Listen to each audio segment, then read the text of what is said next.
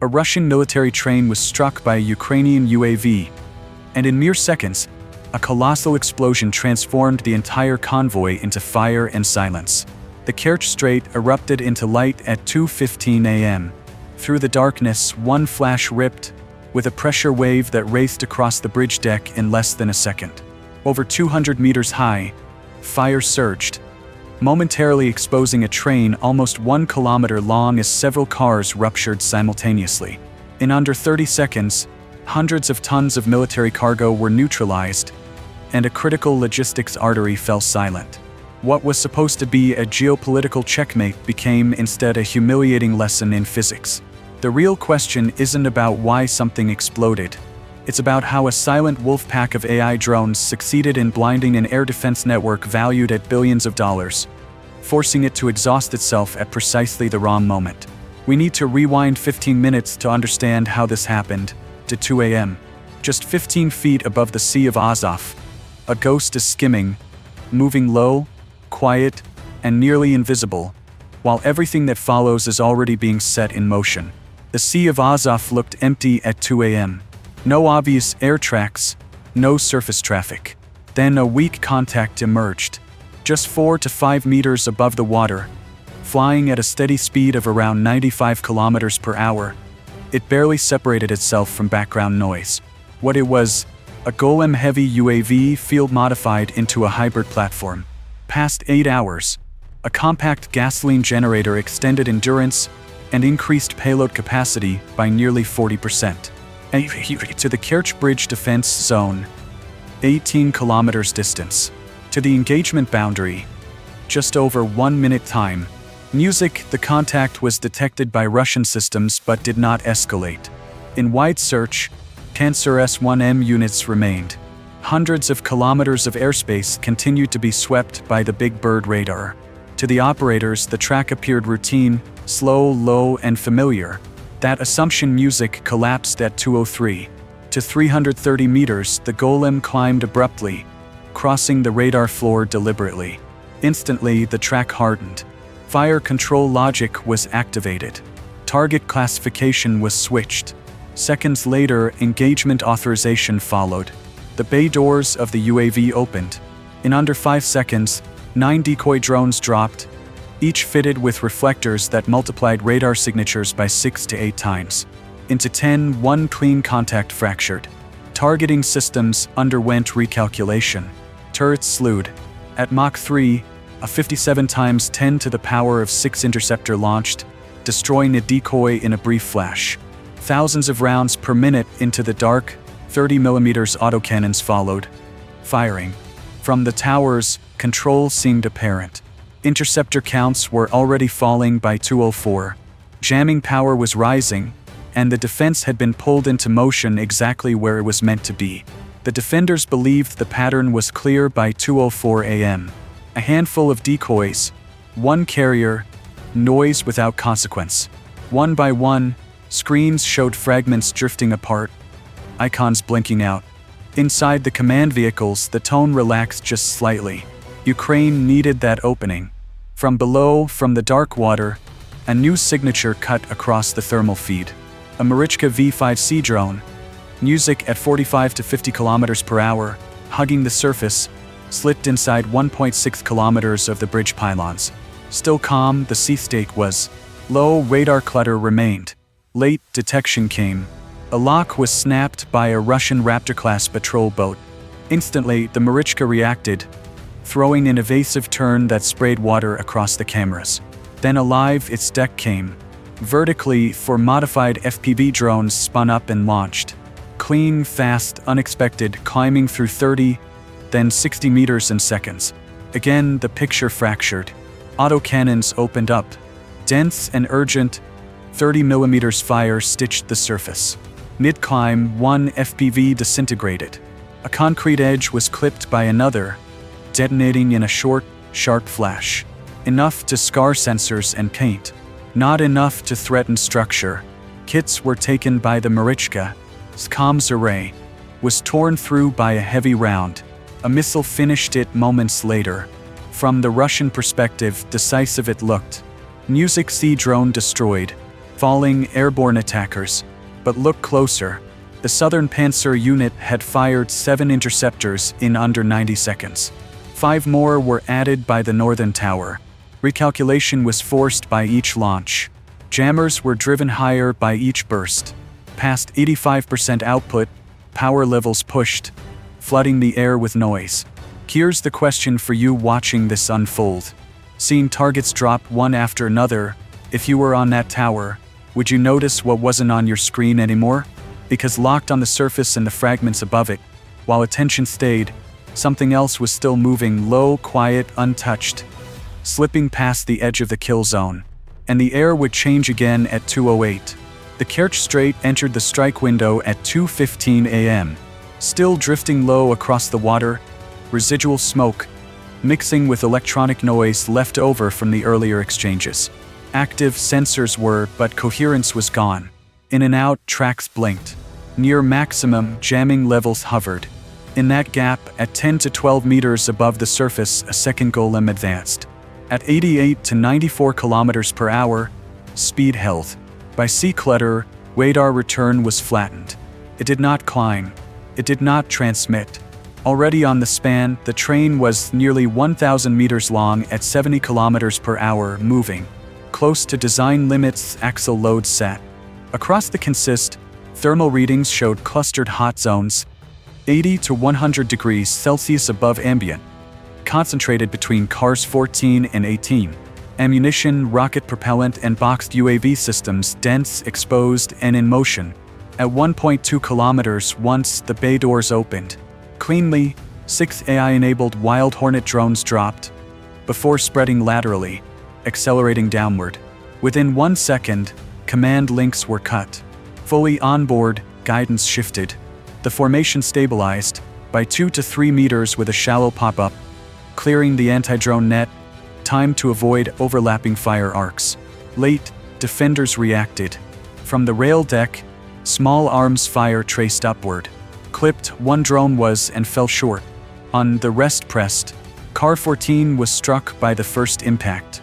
Through the roof and internal casing in milliseconds, a shaped charge focused energy. Inside, sympathetically stacked munitions reacted. Beyond 350 psi, pressure spiked, lifting the car off its bogies and rupturing side panels. Instantly, the shock derailed adjacent wagons. Cars 16 and 17 were hit by drones 2 and 3, where rather than detonated, solid propellant ignited. Free, burning motors broke, spinning across the deck and spraying sustained heat above 1,300 degrees Celsius. To glow, rails began. At 1,000 degrees Celsius, nearly half its load-bearing strength, steel had already lost. In seconds, alignment failed. Outward, secondary reactions rippled. Ruptured, containers, cooked off stored systems. Longitudinally, fire spread, turning multiple cars into continuous heat sources pinned to the span.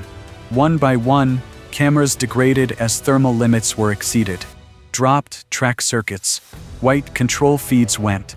By the time its dive was completed by the last drone fixed, the outcome was standing. The bridge remained, but the rail line, precision, alignment, continuity was irreversibly compromised.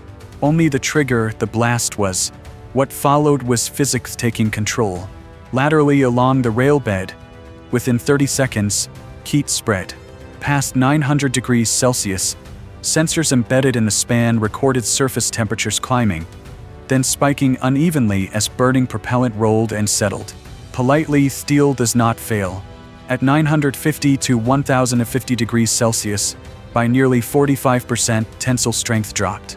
Elongated, fasteners loosened, rail clips began, gauge drift. Next, concrete suffered. Rapid thermal gradients the deck experienced. While the core lagged, outer layers expanding.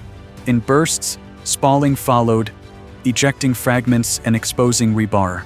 Exceeding 600 degrees Celsius across a 120 to 150 meter section, infrared feeds showed hot spots, far beyond design limits for sustained load. Unstable power went.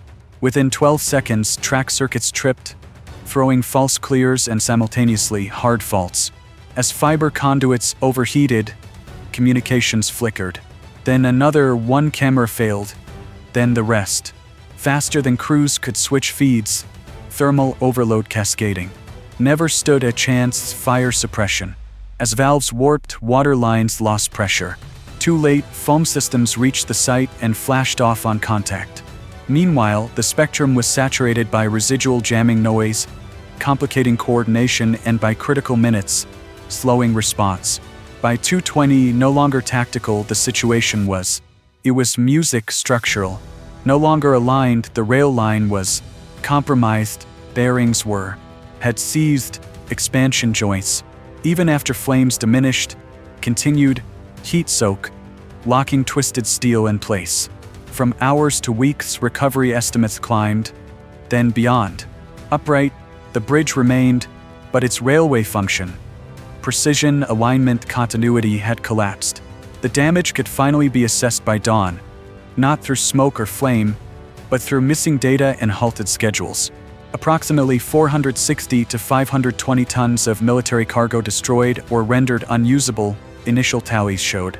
Artillery ammunition, rocket components, guidance sections, and pre-assembled UAV systems meant for nearly 2 weeks to sustain frontline operations. A total loss, the train itself was valued at roughly 9 to 11 million. That figure barely captured the real impact, yet. Not what burned mattered most, but what could no longer move. Supporting southern operations, the railway across the Kerch Strait had been the fastest and most reliable logistics artery.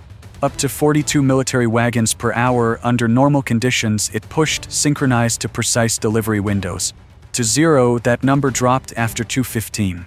Across multiple sections, inspection teams reported rail deformation exceeding 60 to 75 millimeters, along with heat damage to fasteners and sleepers. Not reparable damage, this was. Removal, cooling, realignment, and relaying entire segments would need. In months, not days, a process measured. To ferries and road convoys with rail traffic suspended, logistics shifted. Almost overnight, by more than 70%, capacity fell. Doubled transit times. Increased exposure. Additional escorts, fuel, maintenance cycles, and coordination. Every alternative route demanded. Already stretched thin, resources, their own moss air defenses absorbed. Not an accident of timing or a lucky strike, what happened at Kerch was. It was a demonstration of how now unfolds modern conflict. Quietly, asymmetrically, and with brutal efficiency. Shaped by planning, discipline, and a precise understanding of physical limits under pressure. Numbers, layered radars, interceptors rated to stop fast jets, and cruise missiles the defenders had. On paper, formidable the system was. In practice, rigid it was. To what it saw, it reacted, and deliberately misleading what it saw was. High-cost responses, low-cost decoys forced. Were saturated sensors. Early, ammunition was burned. By the time the real threat appeared, technically intact the system was, but operationally hollow, misaligned, and fatally out of rhythm. The shift, this is, no longer defined by breaching defenses head-on, victory is, by forcing them to function at the wrong moment against the wrong targets until exhaustion sets in and out of control recovery timeline spiral, it is defined. On minutes, the entire operation hinged. Less than 20 minutes from first contact to irreversible damage. Of peak engagement, less than 5 minutes decided months of logistical disruption. In thousands, the attacking side accepted losses measured. In weeks of recovery, delay, and strategic recalculation, the defending side absorbed losses measured. Was captured, no command center. Changed hands, no territory. Yet, never about spectacle, the Kerch strike was. About timing, pressure, and consequence, it was. Still. Stands, a bridge. Remains, concrete. Yet, collapsed an entire logistics rhythm because at the wrong moment the system behind it failed. In less than half an hour, what weeks of brute force could not, precision and patience achieved. Without seizing ground, without collapsing structures, and without warning. Now, what modern warfare looks like, this is not constant explosions but carefully chosen minutes. Not overwhelming strength but at exactly the wrong time for the defender, asymmetric leverage applied. In recovery timelines, disrupted schedules, and bottlenecks that far beyond the blast zone ripple, the real damage is measured. And to the question that matters, that brings us. If in command you were, for the bridge itself, would you have aimed?